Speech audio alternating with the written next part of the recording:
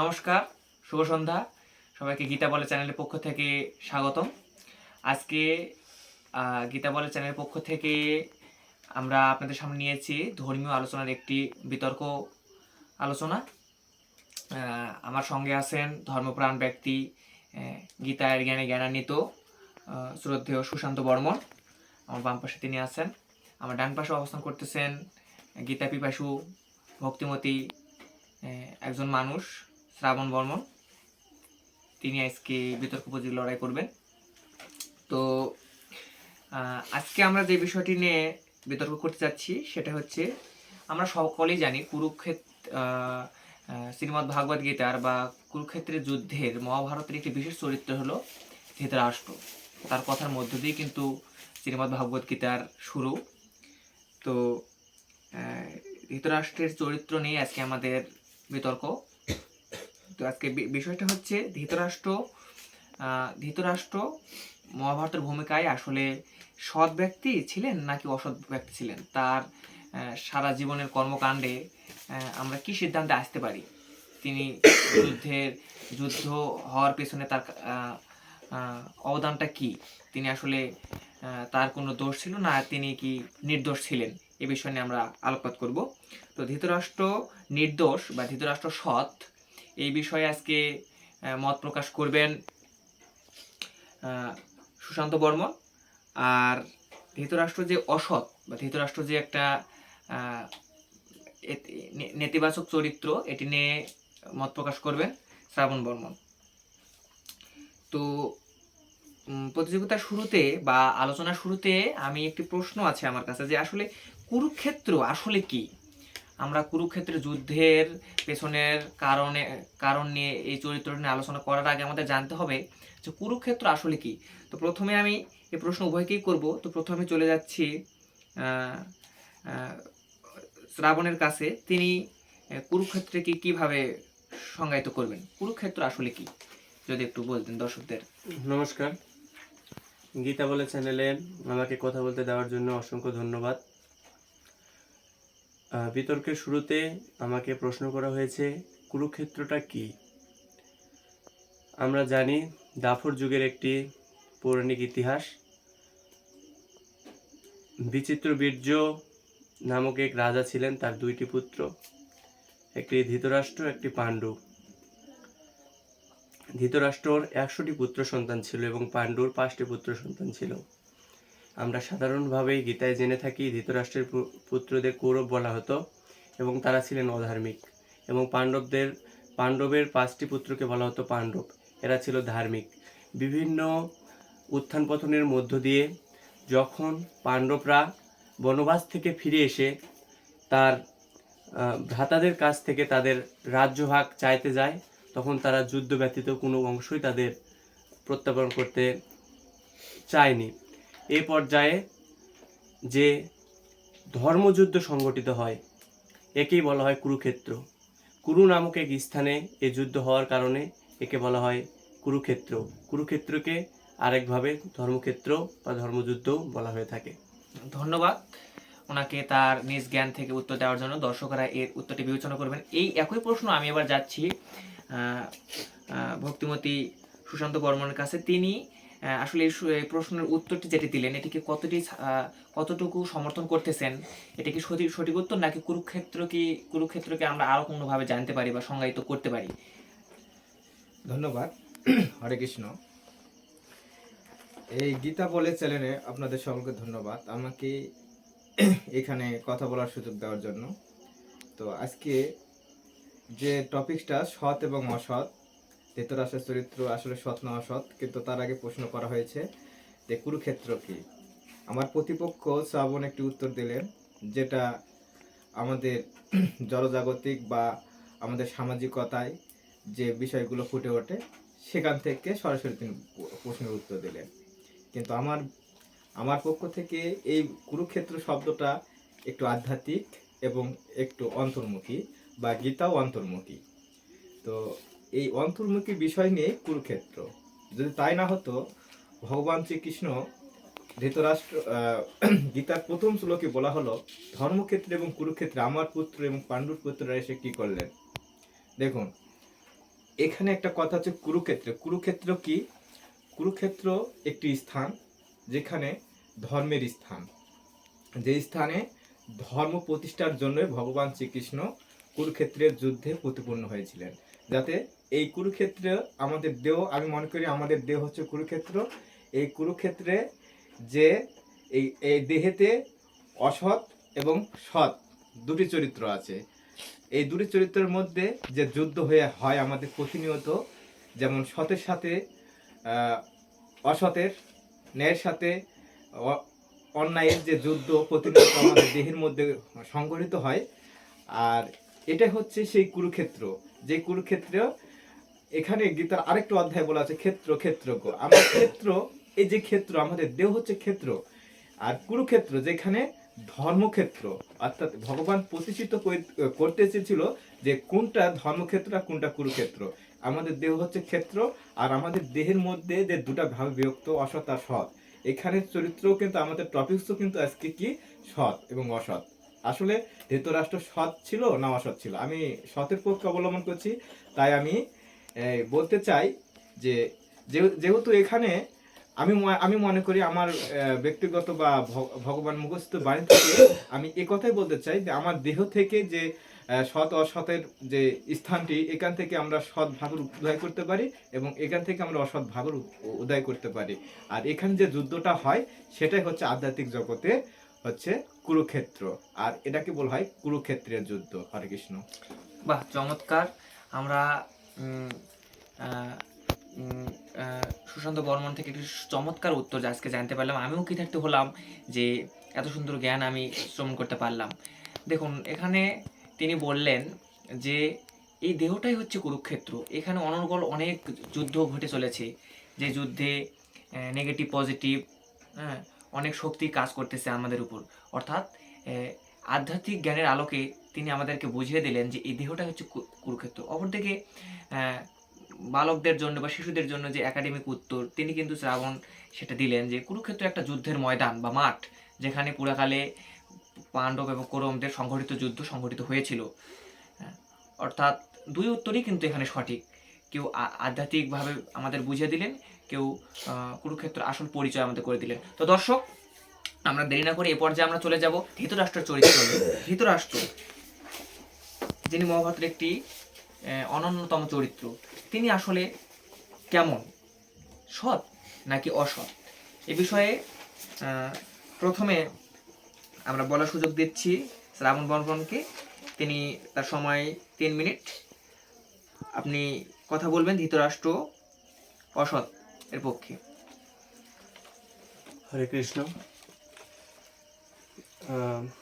শ্রদ্ধেয় আমার প্রতিপক্ষকে প্রথমত আমার নমস্কার, এবং আমাকে শ্রদ্ধেয় আমাকে অসৎ, যে ধৃতরাষ্ট্র ছিলেন অসৎ, এর পক্ষে কথা বলার জন্য, কথা বলতে দেওয়ার জন্য তাকেও ধন্যবাদ।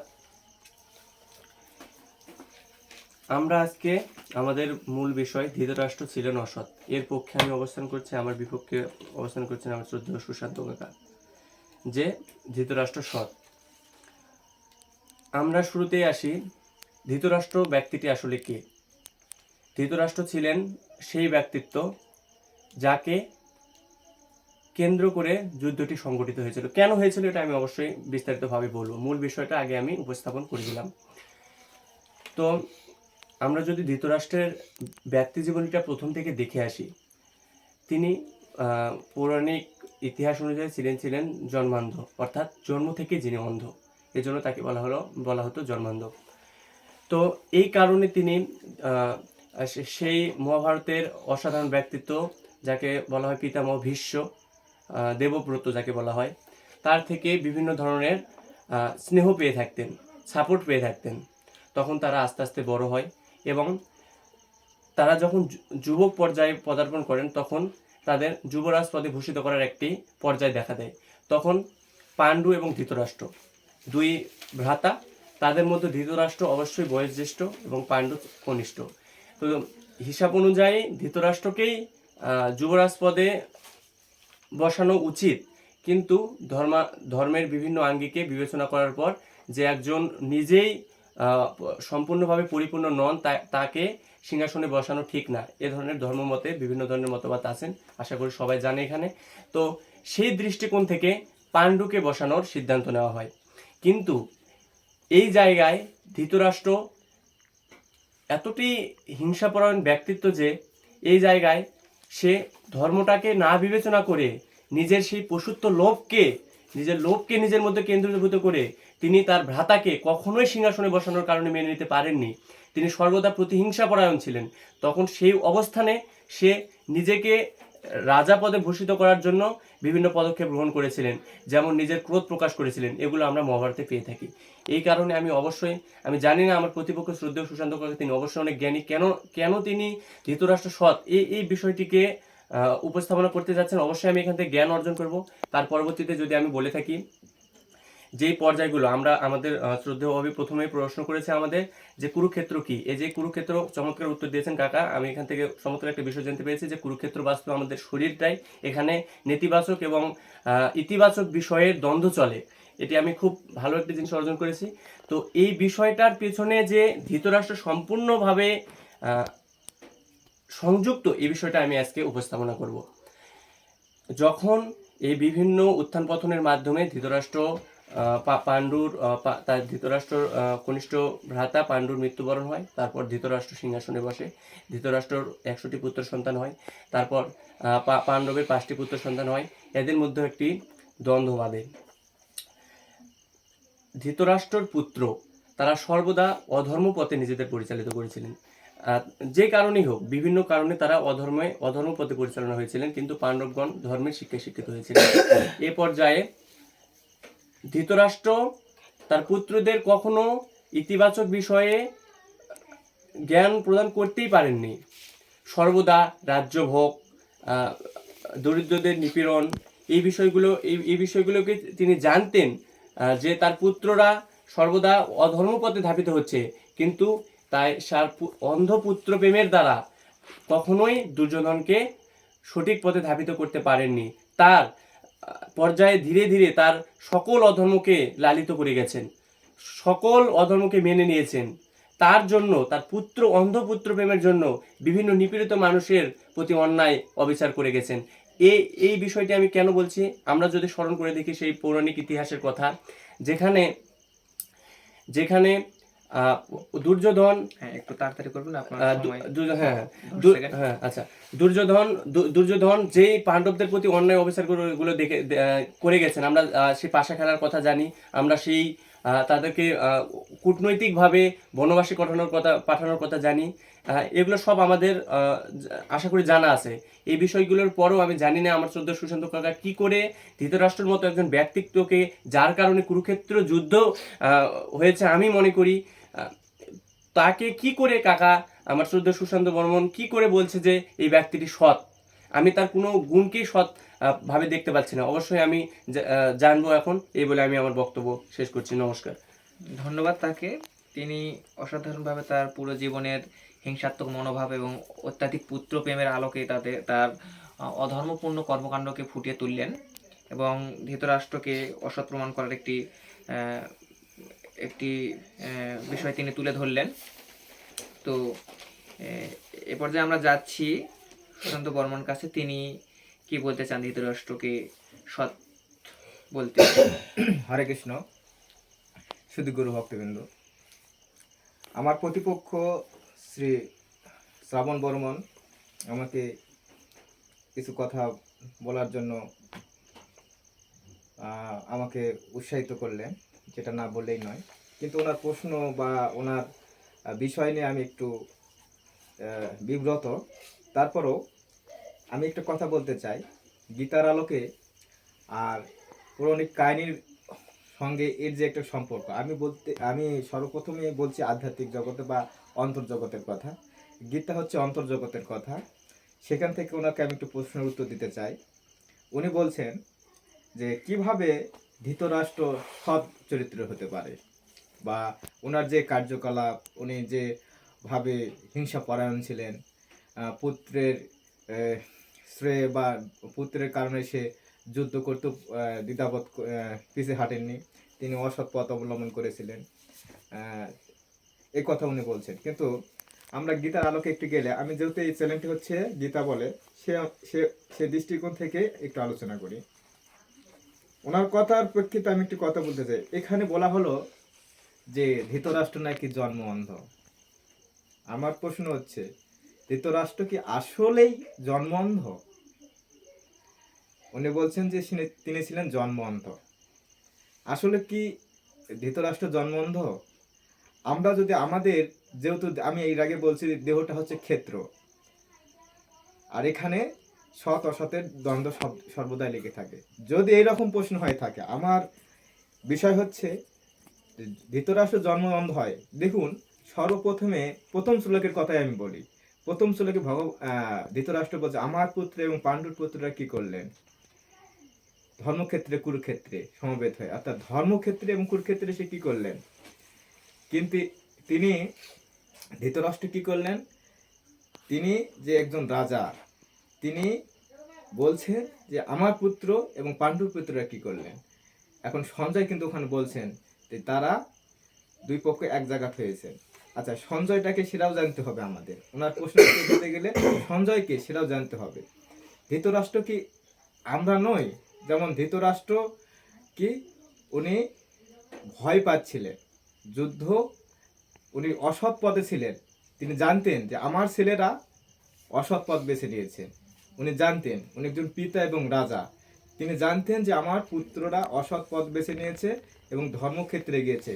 যেখানে যাই সেই কুরুক্ষেত্রে যাই দেখতেছে ভগবান স্বয়ং শ্রীকৃষ্ণ তাদের পক্ষে অপর পক্ষে দাঁড়িয়ে আছেন এবং মাঝখানে তারা এক পাশে তার ছেলেরা দাঁড়িয়ে আছে, তাদের সৈন্যগণ দাঁড়িয়ে আছে।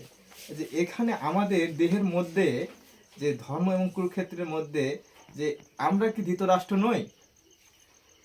উনি বলছে ধৃতরাষ্ট্র অসৎ, কিন্তু আমার প্রশ্ন হচ্ছে আমরা কি ধৃতরাষ্ট্র নই? আমাদের মধ্যে ধৃতরাষ্ট্রের মতো আমাদের কার্যকলাপ কি নয়?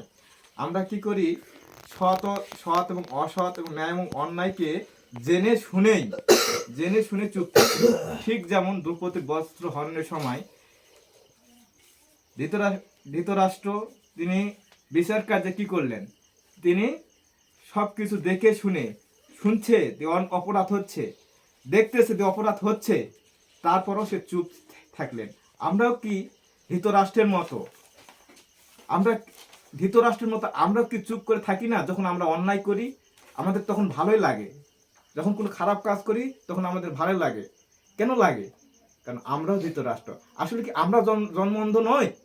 আমার প্রশ্ন, আমরা কি জন্ম অন্ধ নই? উনি বলছেন জড়জগতের কথা এবং পৌরাণিক গল্প, যেখান থেকে উনি আমাকে প্রশ্ন করা হচ্ছে। আমি বলতেছি আমরা কি ধৃতরাষ্ট্র নয়? আমরা কি এই বিষয়ের উপর একটু গুরুত্ব আরোপ করতে পারি না? গভীরে গিয়ে আমরা যদি দেখি তাহলে দেখা যায় আমরাও সব কিছু জেনে শুনে চুপ থাকি, ঠিক অন্ধর মতো।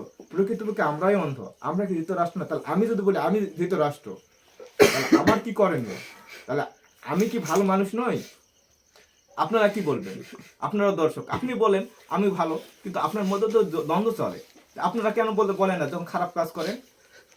যখন আপনি সাধু সঙ্গে যান না, যখন কীর্তন বাড়ি যান না, তখন আপনি কি করেন? এটা মানুষের প্রবৃত্তি। যখন আপনি ওই যেখানে উল্লাস, যেখানে বিহার, যেখানে পার্ক, যেখানে যত অসৎ কার্য হয় সেখানে যাই আপনি সময় কাটান, মোবাইলে সময় ব্যয় করেন, ফ্রি ফায়ার খেলেন, এটা অসৎ কাজ করেন না? সব কিছু জেনে শুনে আপনি জানেন তো আপনার প্রতিনিয়ত কিন্তু সন্ধ্যার দিকে নিত্য কর্ম আছে, তখন আপনি সেই কর্মগুলো কেন করেন না?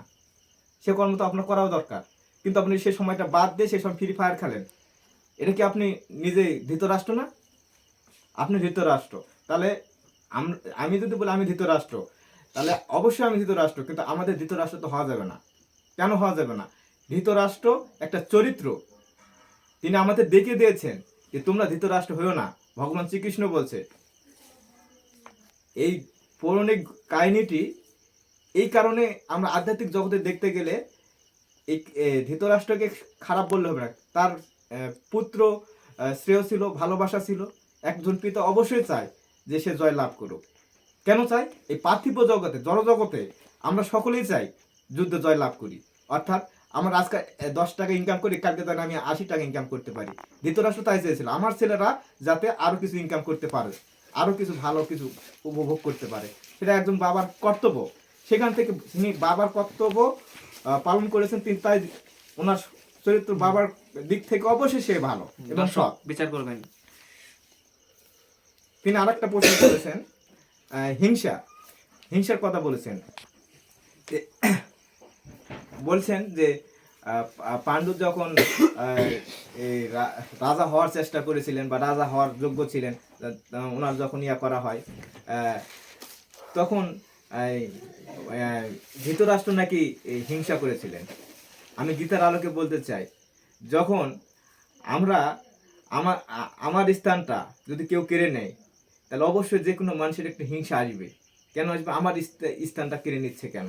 ধৃতরাষ্ট্র ঠিক তেমনই করেছিলেন। কেউ কারো জায়গা ছেড়ে দিতে চায় না, যার যেখানে স্থান তাই সেই জায়গাটা দেখবেন। আরেকটা কথা বলছেন, অধর্মের কথা বলছেন। তারপর বলেছেন পাশা খেলার কথাও তিনি বলেছেন, পাশা খেলার কথা বলেছেন। পাশা খেলা, এই খেলাটা কে খেলেছেন?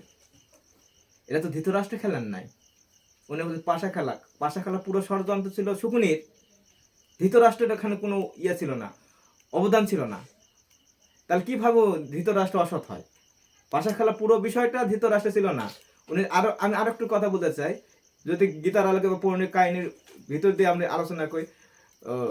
দেখুন, ধৃতরাষ্ট্র পাণ্ডুর প্রতি ভ্রাতৃত্ববোধ ছিল, 100 ছিল, কিন্তু তাকে শকুনি একমাত্র তাকে বিপথে নিয়ে গেছেন। এটা আমরা সকলেই জানি। তিনি যুদ্ধের ক্ষেত্রেও কিন্তু তিনি ততটা অবদান রাখেনি। রেখেছিলেন কি? পিতামহ বিশ্বর কারণে যুদ্ধ হয়েছে, কর্ণের কারণে যুদ্ধ হয়েছে। উনি বলছেন তাহলে কিভাবে ধৃতরাষ্ট্র সৎ হয়? আমি বলতে হ্যাঁ, ধৃতরাষ্ট্র অবশ্যই, উনি রাজা, উনি ওনার দায়িত্ব পালন করেছেন, উনি সব দিক থেকে দায়িত্ব পালন করেছেন। ধন্যবাদ। তো তিনি আমাদেরকে খুব সুন্দরভাবে বুঝিয়ে দিলেন যে ধৃতরাষ্ট্র একটা চরিত্র, যার মাধ্যমে ঈশ্বর আমাদেরকে জ্ঞান দিয়েছেন। আসলে তিনি অজ্ঞানতার একটা প্রতীক। প্রত্যেকটা মানুষের মধ্যে যে অজ্ঞানতাগুলো থাকে, অজ্ঞানতার বশে মানুষ যে অধর্মের দিকে এগোয়, তার একটা প্রতীকী হিসাবে ঈশ্বর ধৃতরাষ্ট্রকে আসলে আমাদের সামনে উপস্থাপিত করেছেন। এমনটাই বোঝালেন, সুন্দর জ্ঞান আমরা পেলাম। আপনারাও শুনলেন, অবশ্যই বিচার করবেন ঠিক না ভুল। আমি আবারও একটি জ্ঞান পেলাম শ্রদ্ধেয় সুশান্ত বর্মনের কাছ থেকে, যে তিনি ধৃতরাষ্ট্র একটা অজ্ঞানতার প্রতীক এবং তার মাধ্যমে পুরো মানব জাতিকে ভগবান অনন্য জ্ঞান প্রদান করেছেন। এই যে আমাদের মধ্যেও আছে অন্ধত্ব, জ্ঞানের অন্ধত্ব, আমাদের মধ্যেও আছে পুত্রপ্রেম, সবকিছুই আমরা সবই জানি, জানার পর চুপ থাকি। অর্থাৎ তিনি কেবলমাত্র একটা অজ্ঞানতার প্রতীক, এমনটাই বক্তব্য রাখলেন। তো এ পর্যায়ে আমি আবার চলে যাচ্ছি শ্রাবণ বর্মনের কাছে সমাপনী শেষ বক্তব্য রাখার জন্য। তার সময় হচ্ছে 2 মিনিট। আপনি আপনার সমস্ত বক্তব্য শেষ করবেন। ধন্যবাদ আমার কথা বলতে দেওয়ার জন্য। আমার একটি বিষয় ভেবে হাসি পাচ্ছে যে আমার প্রতিপক্ষ কিছুক্ষণ আগে কিছু বিষয় ফুটিয়ে তুললেন, যেমন ধৃতরাষ্ট্র নাকি আমাদের দেহে বিরাজমান। তো আমি এখানে অবশ্যই এটা কথাটি মেনে নিচ্ছি যে অবশ্যই ধৃতরাষ্ট্র না, সেই পৌরাণিক মহাভারতের প্রত্যেকটি ব্যক্তিত্বই আমাদের দেহের মাঝে বিরাজিত, এটা আমি অবশ্যই মানি। কিন্তু ধৃতরাষ্ট্র আমাদের মাঝে বিরাজিত, এই বিরাজিত অবস্থায় সে কিসের কিভাবে বিরাজিত? তো ধৃতরাষ্ট্র অবশ্যই আমাদের অন্ধত্বের ভূমিকা পালন করে, তাই নাকি? ধৃতরাষ্ট্র আমাদের মধ্যে অন্ধত্বের ভূমিকা পালন করে, এবং এই অন্ধত্বটা কেমন সেটা জানার আগে অবশ্যই আমাদের ধৃতরাষ্ট্রের জীবনীটা জানতে হবে। এবং আরও আমার প্রতিপক্ষ বলেছে যে ধৃতরাষ্ট্রকে নাকি শকুনি প্রলোভিত করেছিল তাকে পাপ করার জন্য। আচ্ছা, পাপ কি কাউকে প্রলোভিত করা যায় পাপে? আর আমার প্রতিপক্ষ আরও কিছু কথা বলেছেন যে তিনি বয়ান দিচ্ছেন যে অবশ্যই হস্তক্ষেপ মানে আধ্যাত্মিক লেভেলে কথা বলছেন, কিন্তু আবার বলছেন যে যদি নিজের পথটি অধর্ম পথেও হয়, সেই পাণ্ডু এবং রাজা হওয়ার পক্ষে কথা বলেছেন যে ধৃতরাষ্ট্র পাণ্ডুকে হিংসা করেছিল, কারণ নাকি তাকে ধৃতরাষ্ট্রের আসনটি ছিল সেটা অধর্ম হলেও তাকেই পেতে হবে। তিনি এই কথাটি ফুটে তুললেন। ধৃতরাষ্ট্র জানতেন যে বাস্তবিক দিক দিয়ে ধৃতরাষ্ট্র জন্ম থেকে অন্ধ হওয়ার কারণে তাকে পরিপূর্ণ না, ছিলেন কিন্তু না। এখানে উনি বলেছেন কিন্তু অজ্ঞানতার প্রতীক, তিনি জানতেন না, অজ্ঞানতায় আচ্ছন্ন। হুম। তিনি তো ধর্ম সম্পর্কে যদি জ্ঞাত হতেন, উনি তো ধৃতরাষ্ট্র তো একজন একটু বিষয়টি রাজা রাজার নেত্রীকে বলবেন, একটু ভাঙাবেন চরিত্র পালন করেছেন। উনি দয়া উনি করে। যে কথা বলেছেন, একটু উনি যে- বলতে দেন শুধু আপনি। তো আমি এটি এটি অবশ্যই আমার কাকাকে আমি বিনীতভাবে অনুরোধ করব যে তার মতকে প্রতিষ্ঠা করার জন্য তিনি একটি ভুল বিষয়কে অবশ্যই প্রতিস্থাপন করবে না। কারণ আমরা জানি যে ধৃতরাষ্ট্র অবশ্যই এখানে অসৎ ভূমিকা পালন করে। তারপরেও যদি তার আমরা বিভিন্ন কাহিনী জেনে থাকি, তার ব্যক্তিত্ব সম্পর্কে বিভিন্ন রাজসভায় যখন অনুষ্ঠিত হতো তখন তার মতকে তিনি প্রতিষ্ঠা করতো। নিজের ক্রোধকে তিনি কখনোই নিজের মধ্যে সংযত করে রাখতে পারতেন না। বিভিন্ন ধরনের বিভিন্ন তারপরে শেষ করবেন। আদেশ করে দর্শকদের ফেলতেন। উদ্দেশ্যে কিছু আরো আরো আমরা জানি সেই বিশাল একটা অধর্মের কথা, যেখানে নিজের পুত্রবধূকে সে বস্ত্রহীন করতেও এমন দ্বিধা রাখিনি নিজের মধ্যে। এমন অধার্মিককে আমার প্রতিপক্ষ শ্রদ্ধেয় সুশান্ত কাকাকে কি করে সৎ এই বিষয়টি উপস্থাপন করবেন, এটি খুব ভাবার বিষয়। এই জন্য আমি আমার শ্রদ্ধেয় সুশান্ত কাকাকে বিনীতভাবে অনুরোধ করব, তার মতকে তিনি এখানে স্থির রেখে তিনি অবশ্যই আমার যুক্তিটি মেনে নেবেন, যে অবশ্যই সেটা হোক আধ্যাত্মিক জীবনে, সেটা হোক পৌরাণিক কাহিনীতে, অবশ্যই ধৃতরাষ্ট্র একটি অসৎ চরিত্রের ভূমিকা পালন করে। নমস্কার, এই বলে আমি আমার বক্তব্য শেষ করছি। ধন্যবাদ আপনাকে। দর্শক, আমরা শুনলেন এতক্ষণ শ্রাবণ বর্মনের অতুলনীয় বক্তব্য। এ পর্যায়ে আমরা সমাপনী বক্তব্য, শেষ বক্তব্য দর্শকদের উদ্দেশ্যে সুশান্ত বর্মনের কাছে চলে যাচ্ছি। তিনি সর্বশেষ ভিডিও বক্তব্য রাখবেন এবং এই বিতর্ক অনুষ্ঠানের আমরা সমাপ্তি ঘোষণা করব। ধন্যবাদ আবার সুযোগ পাওয়ার জন্য। ঈশ্বরের কাছে অসংখ্য ধন্যবাদ জানাই, আবার যে কথা বলার সুযোগ পেলাম। তো আমার প্রতিপক্ষ শ্রী শ্রাবণ বর্মন বলছেন যে ক্রোধের কথা বলেছেন। ধৃতরাষ্ট্র অর্থহীন ক্রোধিত হইতো। আসলে আমি একটা কথা বলতে চাই, ওনাকে মেসেজ করতে চাই। আজকের সমাজে বা আজকের এই পার্থিব কলিযুগে আমরা প্রতিনিয়ত কি করি?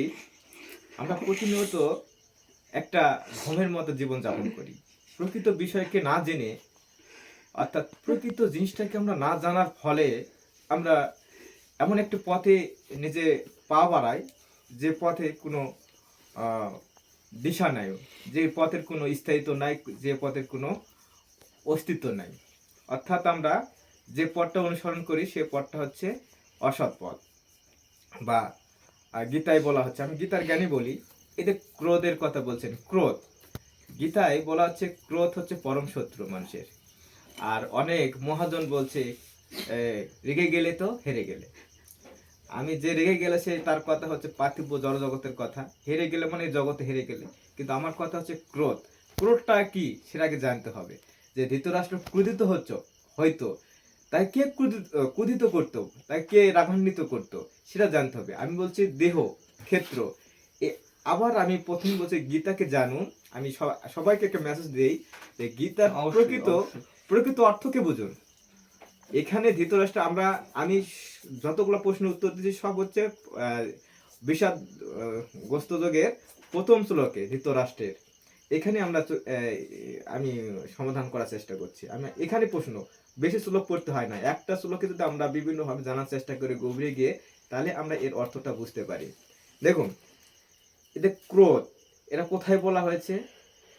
ক্রোধ সাংখ্যযোগে বলা হয়েছে। ক্রোধ, আসক্তি, ভয়, ক্রোধ, এই তিনটা কথা বলা হয়েছে। তিনি বলছেন এই ধৃতরাষ্ট্র ক্রোধিত হয়ে তারপরে যখন দ্রৌপদীর বস্ত্র হরণ করা হলো, সেটা কি ধৃতরাষ্ট্রের সৎ ব্যবহার ছিল? তার চরিত্রে তিনি সততার পরিচয় দিয়েছেন ধৃতরাষ্ট্র? আমার কথা যে আমরা যারা এই কলিযুগে জন্মগ্রহণ করেছি বা কলিযুগে আমরা এই যে যুগান্তরের পর আমাদের যে এখন যে নিয়মের মধ্যে আমরা চলাফেরা করি, দেখুন ক্রোধ হচ্ছে মানুষের পরম শত্রু। ভগবান শ্রীকৃষ্ণ বলেছেন গীতায়। আমরা কেন ক্রোধিত হয় সেটা জানতে হবে। আমাদের এই ক্ষেত্রে বা এই দেহতে দুই প্রকার, আমি এর আগেই বলছি যে দুই প্রকার ব্যক্তিত্ব আছে। একজন সৎ ব্যক্তি, একজন হলো অসৎ ব্যক্তি। সৎ ব্যক্তি বলে তুমি ভালো কর্ম করো, অসৎ ব্যক্তি বলে তুমি খারাপ কর্ম করো। এক্ষেত্রে তৃতীয় পক্ষ অর্থাৎ যাকে বলা হয় শকুনি, আমরা একটু ধর্মের দিকে রামের কাহিনীতে যাই। একটু যদি রামকে তাড়ানো হয়েছিল বা রামকে বনবাসে দেওয়া হয়েছিল শুধু কৈকেয়ীর কারণে, কিন্তু কৈকেয়ীর কারণে কি দেওয়া হয়েছিল? আপনারা কি জানেন যে কৈকেয়ীর কারণে রামকে বনবাস দেওয়া হয়েছিল? না, তার পিছনে ছিল আর একজন এক বুড়ি, ওর নাম বলে কৈকেয়ীর মানে মা ছিল, মানে সৎ মা বা পালিত মা ছিল, ওর নাম আমি ভুলে গেলাম। উনি ওনার কারণে কিন্তু গেছিলেন।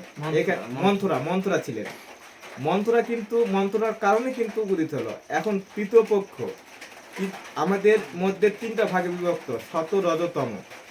এই যে তিনটার মধ্যে আমি একটা কথা বলি, সত এখানে আমি যেহেতু অসতের পদে চরিত্র নিয়ে গঠন কথা বলছি, তাহলে আমি কি তমগুলোর কথা বলছি বা তম নিয়ে আমি টপিক করতেছি। উনি করছে সৎ ব্যক্তি, কিন্তু এখানে আর একটা চরিত্র আছে, সেটা হলো তম, অর্থাৎ ধর্ম অধর্ম দুটার মধ্যে যে লিপ্ত থাকে।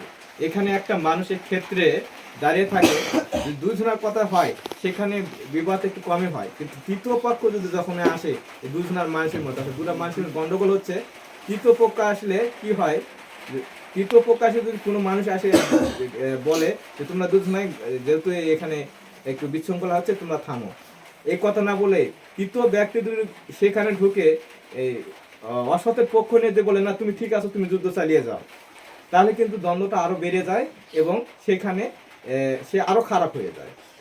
ঠিক সেই রকমে ধৃতরাষ্ট্র এমন একজন রাজা ছিলেন যিনি সব সময় রাজ্যের ভালো চাইতেন, নিজের সন্তানদের ভালো চাইতেন এবং সকলের ভালো চাইতেন।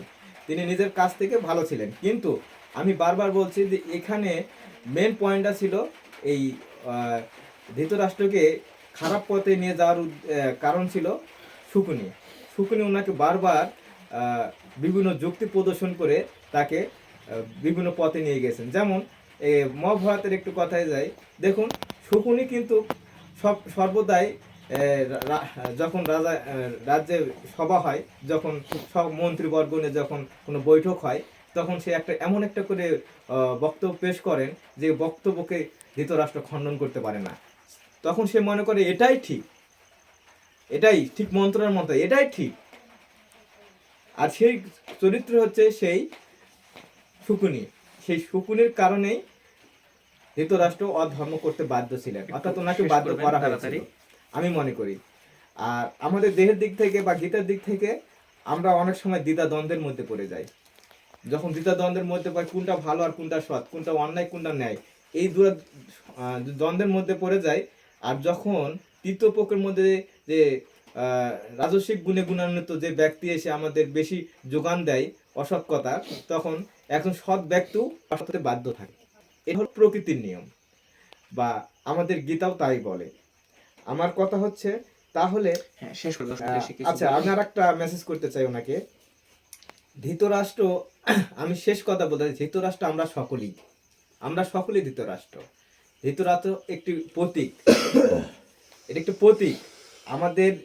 আমাদের দেহ যেমন ক্ষেত্র, এই ক্ষেত্রে আপনি ভালো ফসল উৎপাদন করতে পারেন, আবার খারাপ ফসল উৎপাদন করতে পারেন।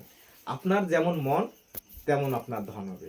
তো এক্ষেত্রে যে কুরুক্ষেত্রের যুদ্ধে যে চরিত্র ধৃতরাষ্ট্রের ফুটে উঠেছিল, সেখানে আমরা দেখেছি ধৃতরাষ্ট্র তার জায়গা থেকে সে সৎ ছিল, কিন্তু ওনাকে সৎ বানানো হয়েছে বিভিন্ন বৈঠকে শকুনির প্রলোভনে। শকুনি সবসময় তার স্বার্থ টানত তার ভাগ্নেদের জন্যে, যাতে ভাগ্নেরা সিংহাসন পায়, পরবর্তী পাণ্ডু পিতৃরা যেন না পায়। এটা আমাদের সমাজে আমাদের প্রত্যেকটা পিতা মাতারও এরকম ঘটনা ঘটে থাকে। যেন আমার ছেলেরাই একজন ডাক্তার হয়, আমার ছেলে যেন একজন এসআই হয়, কিংবা এরকম সর্বদাই চায়। কিন্তু একজন পিতাও এটাও জানে যে পারমার্থিক জগৎ বলে একটা বিষয় আছে, যে ঈশ্বর আছেন আমাদের। ঈশ্বর আমাদের সব সময় যেটুকু সম্পদ সেইটুকু সম্পদের সদ্ব্যবহার করে বেঁচে থাকার জন্য জীবন ধারণ করাটাই হলো সঠিক। অধিক সম্পদ 4 ভাগের 1 ভাগ গরিবদেরকে দান করা উচিত। এটা কিন্তু একটা চরিত্র বা সামাজিক কথাবার্তা, কিন্তু এটাই হচ্ছে জীবনের প্রকৃত মূল্য। অনুষ্ঠান শেষে তো আমি বলতে চাই শেষ সময় আমরা কিন্তু সকলে ধৃতরাষ্ট্র, আর আমাদের সকল